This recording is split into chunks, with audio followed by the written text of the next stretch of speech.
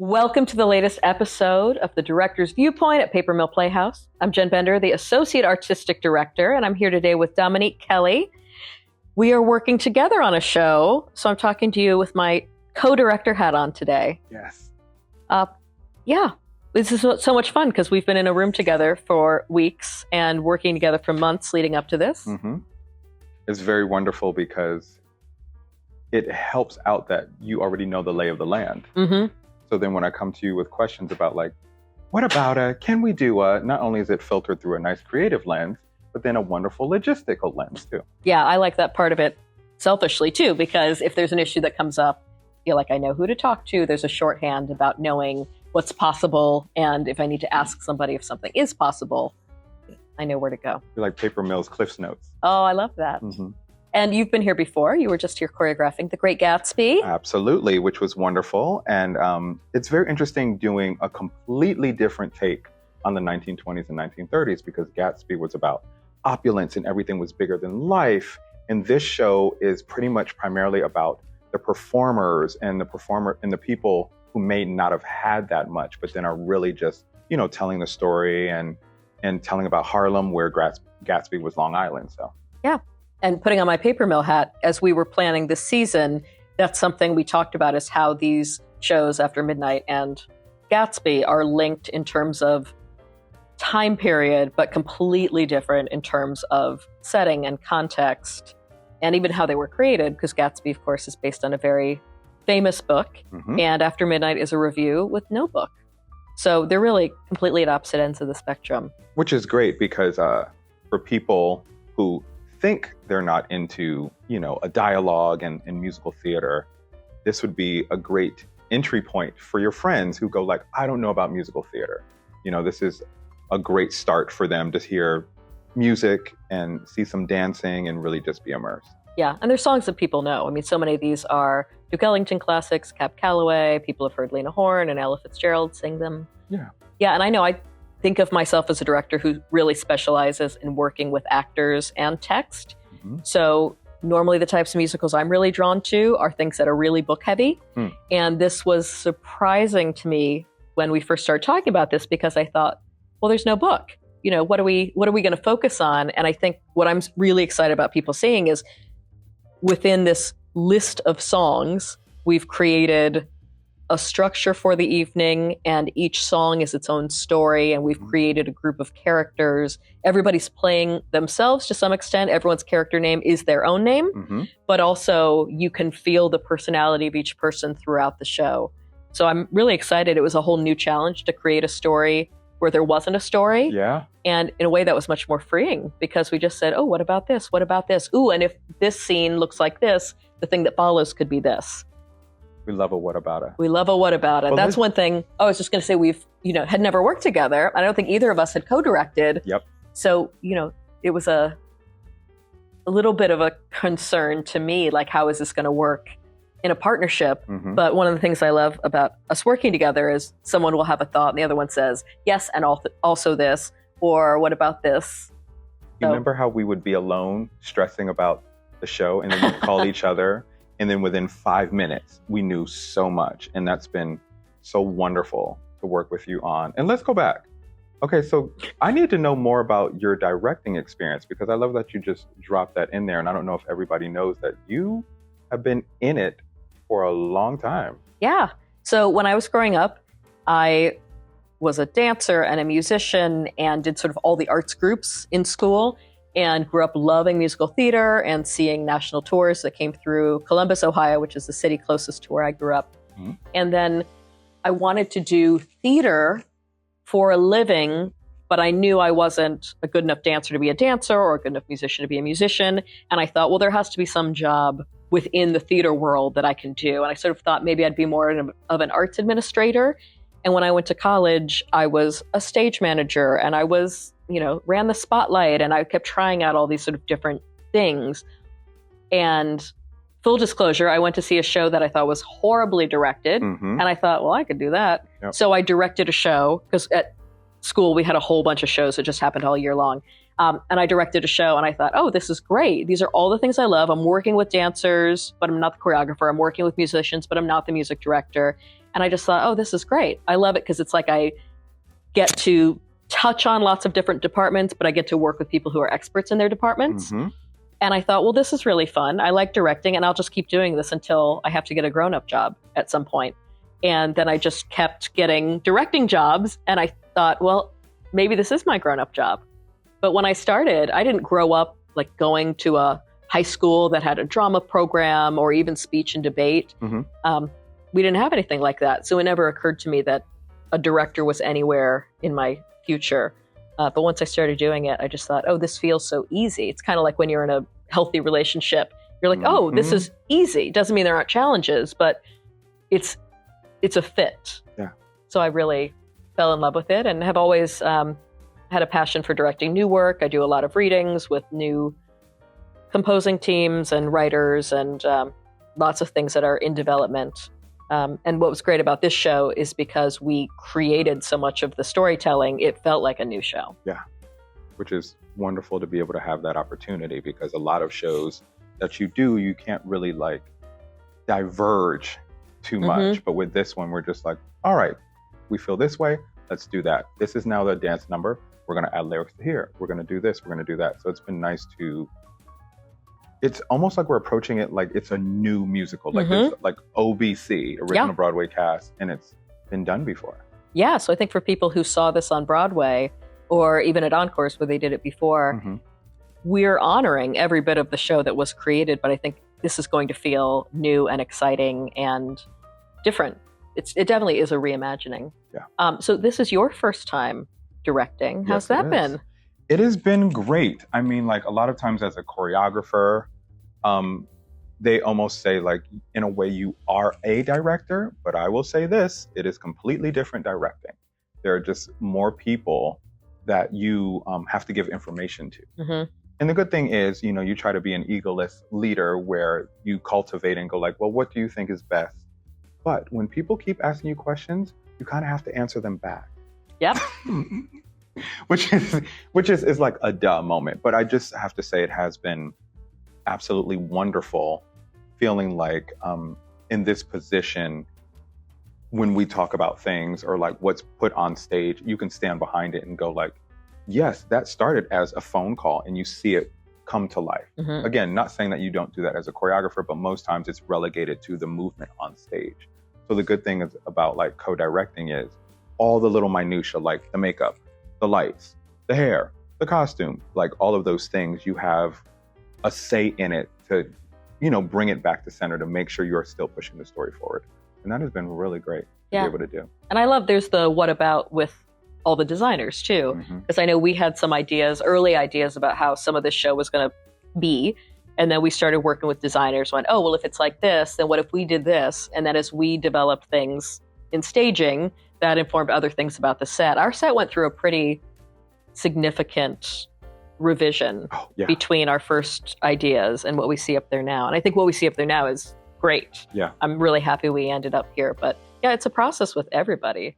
Yeah. And even in tech, because we're in tech right now, there are so many times that we've seen something in real time in the space, like a set look, and think, oh, wait, if that's what that looks like, well, actually, this costume that looked great in this setting doesn't look as great in this setting. But you know where that costume would look great is earlier in the show. So we learn a lot as we go.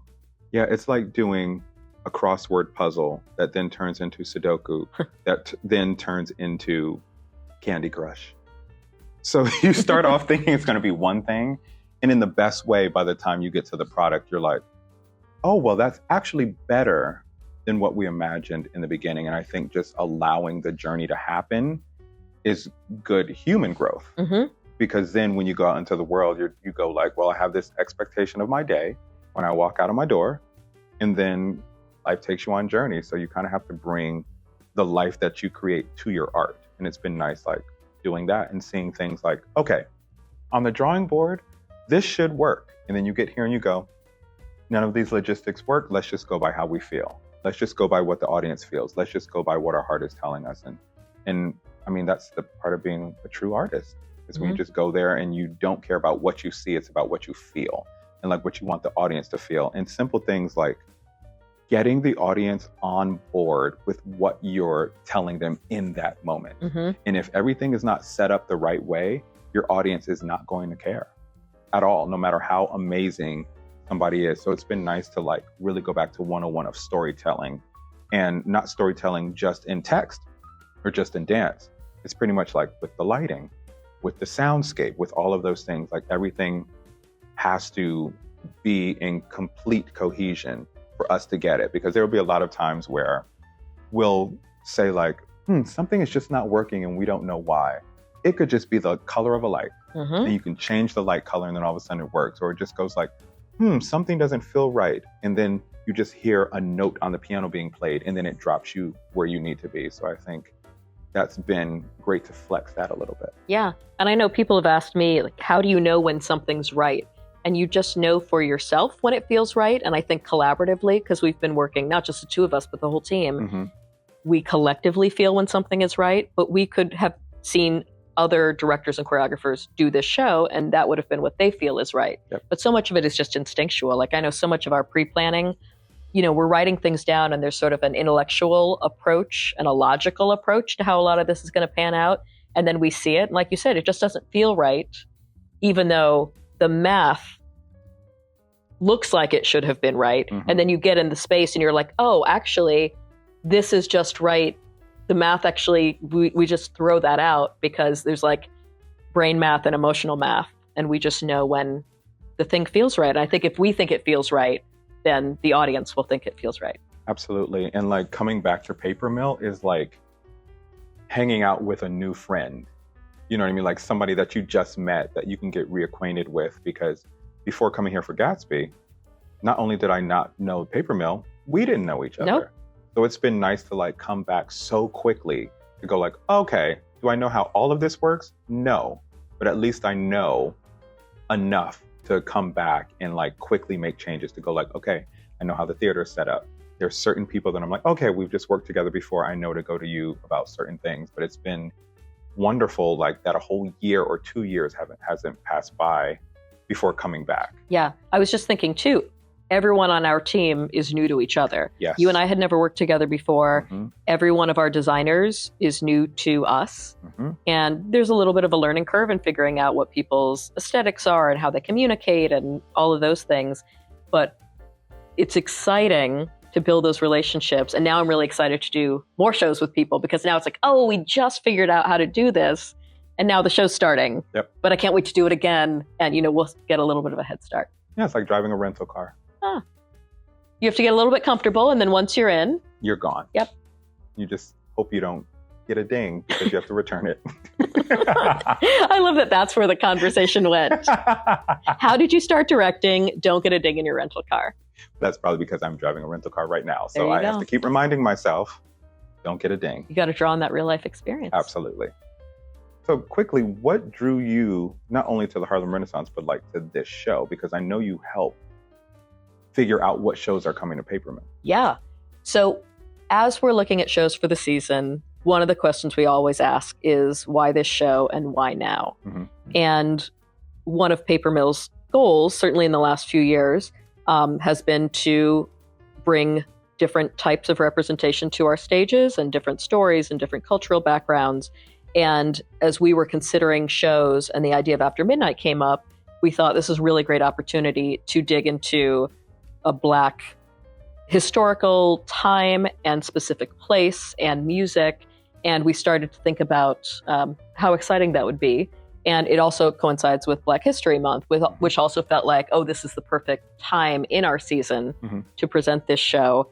For me personally, it was the idea that no one had done the show. I don't think there have been any live productions since the original Broadway production, which then got remounted as a cruise ship show. And I think there was maybe a tour, maybe not. But that production, which had been directed and choreographed by Warren Carlyle, was the definitive production. And I was really excited about having the opportunity to do something new and reimagine. We haven't even mentioned in that production, there were 25 cast members and 17 musicians. And in our version, there are 10 cast members and 7 musicians. So we've reimagined the show in a lot of ways. Yep. And it's not just that there are fewer performers, it's what each performer does is different. And we really did have to find 10 people who could do everything, sing and dance and act in all different styles, because there are only 10 of them and they have to do a whole show. But those were some of the reasons why we were excited to do this. But I think the fact that it hadn't had a major production made it feel like officially it's a revival, but it feels like a completely new work because we're really leaning into the Harlem context and the vibrancy of the Harlem Renaissance. And I think you see that in the color palette and then the choreography. And we're keeping everything very analog. There are no video screens. There are no automated set pieces. You don't see moving lights all over the place like it's a concert. The band sounds very acoustic. So that was another approach that I was really excited about because we've done other shows, Gatsby being one of them, that have lots of video and lots of, really modern set things. Yeah. And we said, let's go back to the time of the Harlem Renaissance and sort of lean into like the analog quality of how a show would have been presented then. I was just thinking about, I think this is the first show that I saw on Broadway that I took a pass at. What do you mean took a pass at? Like that you've worked on a version of? Because every other show that I've choreographed, I've not seen it in real life. So it's been very interesting, like just sitting here thinking about that. I'm like, because I actually saw it on Broadway because I had friends who were in it, of course, and I wanted to see it. But I think this is the first time that I saw a musical on Broadway that then I've been inspired to choreograph it in my own way. Because I've choreographed Oklahoma and like Indecent and Sophisticated Ladies and other shows, but I only got to see like the PBS special or actually that's mainly what I saw, a lot of the things on PBS. Shout out to PBS. But I think this is the first show that I've choreographed or re-choreographed or reimagined that I've actually seen on Broadway. How does that work for you? I don't. Because you see so many shows. I do. I'm trying to think if I have ever directed a show that I had seen on Broadway, and I think the answer is no. And that includes this show, because I saw a run-through of this show in the rehearsal room before it went to Broadway. So for people who aren't normally in a rehearsal process, usually the last 2 days in the rehearsal room before it goes to the theater, there's a full run-through, and that's when the lighting designer and other people involved in the show come and see sort of what we've done in the room. So I went to the designer run of After Midnight, but never saw the actual production. So I've seen some B-roll and video and photos, but I hadn't seen it. And I don't think I've done a show. I've done older stuff like Godspell and Pippin. Oh, I guess I've seen a revival of Pippin, but I think I had directed it prior to this most recent revival. Yeah, I don't think I've ever directed something that I had seen. Very interesting. Yeah. That's what's so great about this with the reimagined smaller cast, is even if I had seen it and really known that original production, ours is just different because it has to be. Yeah. It's just built differently. Yeah. And a blessing and a curse that a lot of people that I thought would have seen it and should have seen it did not get to. And since it doesn't have a cast album, people don't have a reference point, which is good and bad. It's great because we can introduce it to new audiences, but it's also not the best because it was a great musical. Yeah. But we've also made some changes. Like there's a song, Ain't It the Truth, which was originally sung by 4 men, and we have reconceived it for 2 men and 2 women. There's another song at the end of the show that was instrumental only that we've added some vocals to. And all of this was done with the approval of the licensing house. So, for those of you listening out in the country, you can't just make changes to shows, don't do that. just because you want to. But you can ask permission, and then often they'll say, that sounds great, try that. So we are doing some things that are officially different than the previous version that I'm really excited about. Okay. So even if you saw the original, I think you're going to find a lot of new things here. I love it. I love it too. That's why we do what we do.